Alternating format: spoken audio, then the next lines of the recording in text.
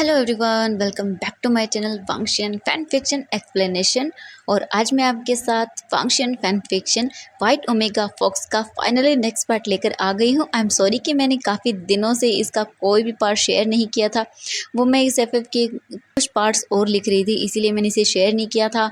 और उधर एफएफ भी थे, उन्हें कंप्लीट करना था, इसलिए मैं इस स्टोरी को कंप्लीट नहीं कर पा रही थी। लेकिन अब मैं इसके पार्ट्स को शेयर करना शुरू करूँगी। आप लोग चिंता मत करिए, कंटिन्यू ही करूँगी मैं अब इस स्टोरी को। ओके, तो चलिए आज का पार्ट हम शुरू करते हैं। तो इससे पहले वाले पार्ट में हमने देखा था कि कैंगसे सर ने वी यिंग को उसकी खोई हुई यादें लौटा दी थी। वांग जी को ये भी पता चल गया था कि उसके 2 बच्चे हैं।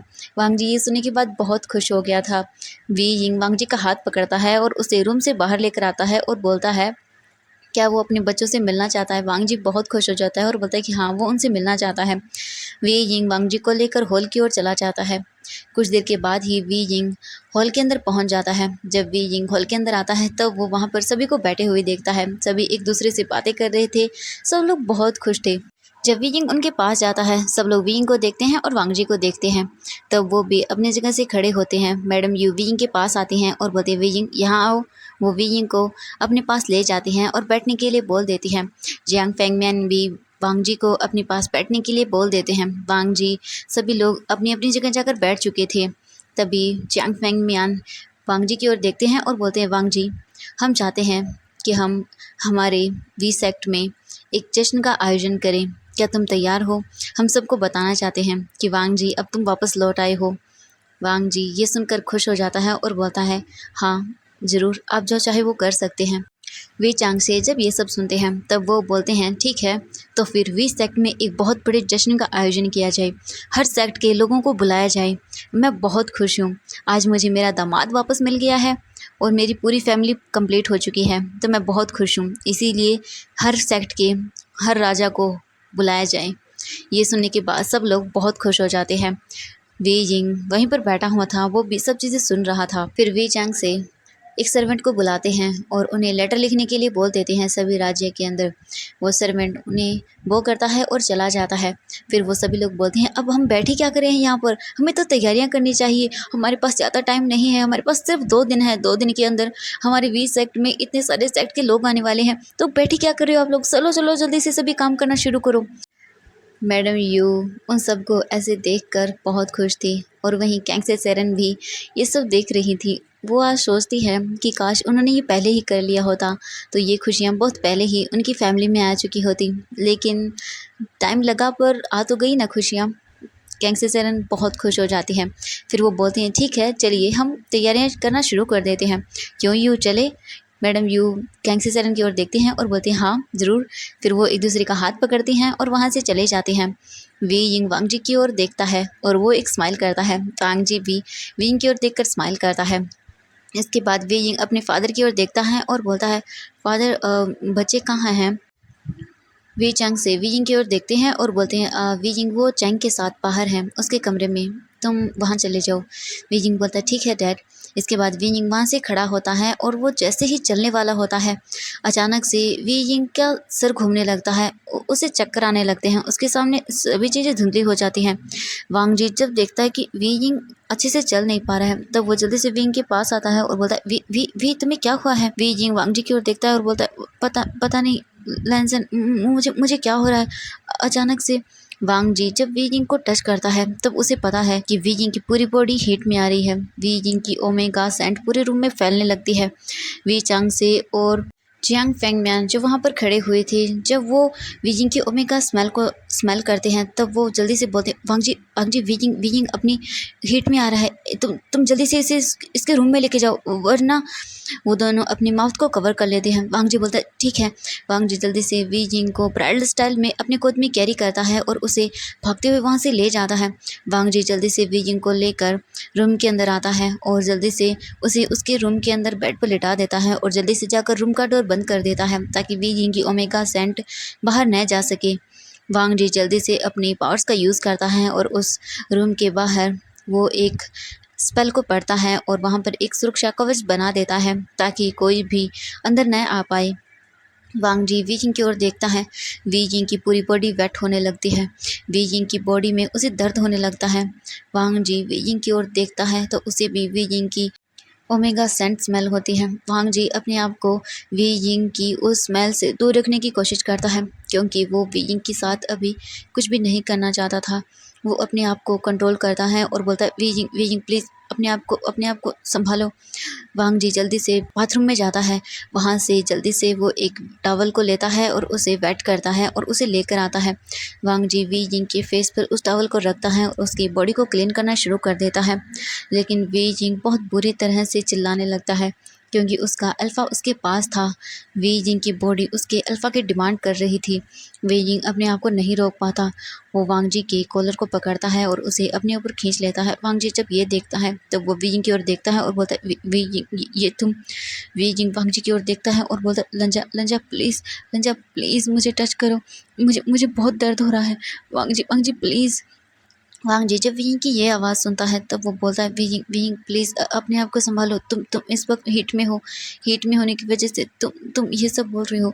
विंग प्लीज़ अपने आप को संभालो। विंग वांग जी की ओर देखता है और बोलता है, लंजन लंजन प्लीज़ ऐसा मत करो, वांग जी प्लीज़।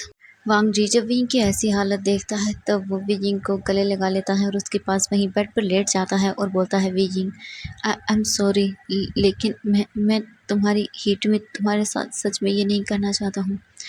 मैं चाहता हूँ कि जब अगली बार मैं तुम्हारे साथ ये सब करूँ तो तुम अपने होश में हो। अब तो तुम्हारी हीट है इसीलिए तुम डिमांड कर रही हो, लेकिन विंग प्लीज़ क्या तुम मेरा साथ दोगे? मैं हमारे रिश्ते की एक नई शुरुआत करना चाहता हूँ। मैं तुम्हारे साथ एक नया रिश्ता शुरू करना चाहता हूँ जिसमें प्यार हो, और जब मैं और तुम एक दूसरे के साथ बहुत अच्छे से घुल मिल जाएं तब मैं तुम्हारे साथ ये सब करना चाहता हूँ। वांग जी वी यिंग से थोड़ा दूर होता है, उसकी ओर देखता है और बोलता है, वी यिंग प्लीज़ क्या तुम मेरा साथ दोगे इसमें? मैं जानता हूँ ये बहुत मुश्किल होगा हम दोनों के लिए, लेकिन प्लीज़ मेरा साथ दोगे? वी यिंग वांग जी की ओर देखता है। वांग जी की आंखों में आंसू थे। वी जिंग वांग जी की ओर देखता है और फिर अपने सिर को हाँ में हिला देता है और बोलता है, ठीक है। फिर वांग जी वी जिंग को गले लगा लेता है। वी जिंग की पूरी बॉडी बहुत ही ज़्यादा हॉट होने लगती है। वहीं दूसरी तरफ वांग जी भी वी जिंग के फेरोमोन्स की वजह से अपने आप को बहुत मुश्किल से होल्ड कर पा रहा था। उसे बहुत ही ज़्यादा एक्साइटेड फील होने लगता है। वांग जी और वी जिंग दोनों ही पूरी तरह से बहुत ही ज़्यादा सेक्सुअली अराउज हो चुके थे, लेकिन वांग जी अपने आप को संभालता है। वो वी जिंग के साथ अपने रिश्ते की एक नई शुरुआत करना चाहता था और वो इस तरह से इस रिश्ते की शुरुआत दोबारा नहीं करना चाहता था। वो वी जिंग के साथ टाइम स्पेंड करना चाहता था, उसके साथ उन सभी लम्हों को जीना चाहता था जो उसने मिस कर दिए थे। इसीलिए वो वी जिंग को बहुत ही टाइटली अपने आर्म्स के अंदर होल्ड किए हुए रखता है। जब वी यिंग को ज़्यादा ही उसकी बॉडी दर्द करने लगती है तब वांग जी उसे थोड़ी बहुत जगह टच भी करता है, जिस वजह से वी यिंग को थोड़ा अच्छा फील हो। लेकिन वो वी यिंग के साथ इंटीमेट होने से खुद को रोक रहा था। वांग जी के लिए ये बहुत मुश्किल हो रहा था अपनी ओमेगा से दूर रहना, वो भी उसकी हीट के दौरान। लेकिन वांग जी इस पेन को भी सह रहा था। वो वी यिंग के साथ कुछ नहीं कर रहा था। उसे जब ज़रूरत पड़ रही थी तब वांग जी उसे टच भी कर रहा था, लेकिन इतनी भी डेस्परेटली वो नहीं कर रहा था। वांग जी वी यिंग को वेट टॉवल से क्लीन करता है और उसे अच्छे से कवर करता है और उसे सुला देता है। वांग जी फिर वी यिंग के रूम से बाहर आता है। बाहर आने के बाद वांग जी अपने आप को देखता है, वो भी बुरी तरह से अराउज हो चुका था। वो साइड में देखता है तो वहाँ पर एक और रूम था। वांग जी जल्दी से उस रूम में जाता है, पानी को डालता है और बाथटब में जाकर बैठ जाता है। वांग जी अपने आप को शांत करने लगता है। वी यिंग की ओमेगा सेंट उसे पागल बना रही थी। वांग जी उस बाथटब में ही इतनी बुरी तरह से अराउज हो रहा था। वी यिंग की ओमेगा सेंट जो पूरे उस रूम में फैल चुकी थी। वांग जी अपने आप को कंट्रोल करता है बहुत मुश्किल से और खुद को ही वो प्लेजर देता है। अपने आप को शांत करने के बाद पूरे 2 घंटे बाद वांग जी बाथटब से बाहर निकलता है, अपने आप बॉडी को देखता है, उसे अच्छे से क्लीन करता है और वो अपने उन्हीं कपड़ों की ओर देखता है जो कि पूरी तरह से ख़राब हो चुके थे। वांग जी के पास दूसरे कपड़े भी नहीं थे। वांग जी को समझ नहीं आ रहा था कि अब वो क्या करे। वांग जी फिर अपने उन अपर रोब्स को लेता है, अपने ऊपर डालता है और फिर वो रूम में आता है। वी यिंग की कबर्ड को खोलता है और उसमें से वी यिंग के कुछ रोब्स निकालता है। वी यिंग के वो रोब्स वांग जी के लिए काफ़ी छोटे थे, लेकिन वांग जी बहुत मुश्किल से उनमें से कुछ रोब्स को सिलेक्ट करता है, जो कि वांग जी पर थोड़े से छोटे तो थे लेकिन ठीक थे, इतने ज़्यादा भी छोटे नहीं थे। वांग जी उन्हें पहन लेता है। वांग जी जब उन रोब्स को स्मेल करता है तो उसमें से वी यिंग की लोटस स्मेल आ रही थी, जो वांग जी को बहुत ही पीसफुल और कामिंग फील करा रही थी। फिर वांग जी वी यिंग की ओर देखता है जो बेड पर सोया हुआ था। उसे देखने के बाद वांग जी की फेस पर एक स्माइल आ जाती है। फिर वांग जी जल्दी से उस घर से बाहर निकलता है। घर से बाहर निकलने के बाद जब वो चारों तरफ देखता है तो वहाँ पर वैन किंग को देखता है। वांग जी को याद आता है, वो तो वैन किंग के बारे में बिल्कुल भूल ही गया था। वांग जी जल्दी से वैन किंग के पास जाता है और बोलता है, वैन किंग मुझे मुझे माफ़ कर देना वैन किंग। वैन किंग वांग जी की ओर देखती है, स्माइल करती है और बोलती है, राजकुमार लैन आप ये क्या बोल रहे हैं? आपको ऐसा कुछ बोलने की ज़रूरत नहीं है। मैं तो बस ये वेट कर रही थी आपको बताने का कि मुझे जिन कबीला जाना है। वांग जी जब ये सुनता है तब वो बोलता है, मुझे मुझे सच में माफ़ कर दो वैन किंग, मैं भूल गई थी, मैं भूल गया था। वैन किंग बोलती है, राजकुमार लैन मैं समझती हूँ, कोई बात नहीं, लेकिन मुझे जाना होगा। वांग जी ये सुनता है तो वो बोलता है, नहीं वैन किंग तुम अकेले नहीं जा सकती हो। तभी वहाँ पर वी चांगसे आते हैं। वांग जी जब वी चांगसे को वहाँ देखता है तब वो उन्हें बो करता है। तभी वैन किंग भी उन्हें बो करते हैं। वांग जी उनकी ओर देखता है। वी चांगसे वांग जी की ओर देखते हैं और बोलते हैं, वांग जी क्या हुआ, तुम मुझे कुछ परेशान लग रहे हो। वांग जी उनकी ओर देखता है और बोलता है, नहीं कुल प्रमुख, मैं बस। वैन किंग बोलती है, राजकुमार लैन मुझे जाना होगा अब। वांग जी बोलते हैं, नहीं वैन किंग तुम ऐसे नहीं जा सकती हो अकेले इतनी दूर। वे चांग से जब ये सुनते हैं तब वो बोलते हैं, क्या हुआ, आप मुझे बताना चाहेंगे? वांग जी बोलता है कि वांग जी फिर उन्हें सब बता देता है। वी चांग से जब ये सुनते हैं तब वो बोलते हैं, बस इतनी सी बात, आप दोनों को ही जाने की ज़रूरत नहीं है। वांग जी और वैन किंग जब दोनों ही ये सुनते हैं तब उन दोनों को ही समझ नहीं आता कि क्या बोल रहे हैं। तभी वी चांग से उन दोनों के एक्सप्रेशन को देखकर समझ आते हैं और वो बोलते हैं, हाँ मैं तुम्हें ये बोल रहा हूँ कि अभी मैं जिन कबीले को लेटर लिख रहा हूँ, जहाँ पर मैं जिन कबीले के कुल प्रमुख और उनकी पूरी फैमिली को हमारे यहाँ होने वाले 2 दिन के बाद उत्सव में आमंत्रित करने जा रहा हूँ। तो मैं उनसे कह दूंगा लेटर में कि वो अपनी राजकुमारी को भी यहाँ ले आएँ, तुम चिंता मत करो। वैन किंग बोलती, क्या क्या सच में? वे चांग से बोलते हैं, हाँ बिल्कुल क्यों नहीं, और मैं ज़रूर उनसे रिक्वेस्ट करूँगा कि वो उन्हें यहाँ ले आएँ, तो आपको भी जाने की ज़रूरत नहीं होगी। और मैं आपसे भी विनती करता हूँ कि आप यहीं रहें। जो वैन किंग ये सुनती है तब वो बोलती है, मैं तो वी चांग से बोलते हैं, हाँ क्यों नहीं, आप हमारे यहाँ इस उत्सव में शामिल हो, मुझे बहुत खुशी होगी। वांग जी भी वैन किंग की ओर देखता है और बोलता है, हाँ वैन किंग मुझे खुशी होगी अगर तुम यहाँ रहोगी तो। वैन किंग फिर बोलते, ठीक है। इसके बाद फिर वैन किंग वहाँ से चले जाते हैं अपने रूम वापस। वैन किंग के जाने के बाद वी चांग से वांग जी की ओर देखते हैं और बोलते हैं, वी यिंग कैसा है? वांग जी उनकी ओर देखता है और बोलता है, वी यिंग ठीक है, वो अभी सोया हुआ है। वी चांग से बोलते हैं, ठीक है वांग जी। वांग जी फिर बोलता है, मैं आपसे कुछ कुछ पूछ सकता हूँ? वैन वी चांग से वांग जी की ओर देखते हैं और बोलते हैं, हाँ क्यों नहीं, तुम मुझसे कुछ भी बोल सकते हो बेटा। वांग जी उनकी ओर देखता है और बोलता है, वो मेरे बच्चे। जब वे चांग से ये सुनते हैं तब वो बोलते हैं, वो ठीक है, आप चिंता मत करो उनकी, वो बिल्कुल सही सलामत है, वो अपनी ग्रैंड मदर के साथ हैं, तुम चिंता मत करो, बहुत जल्द वो तुम्हें भी पहचानने लगेंगी। वांग जी बोलता है, क्या मैं उन्हें एक एक बार देख सकता हूँ? वी चांग से वांग जी की ओर देखते हैं और बोलते हैं, हाँ क्यों नहीं, अब तो वो तुम्हारे ही हैं, चलो मेरे साथ।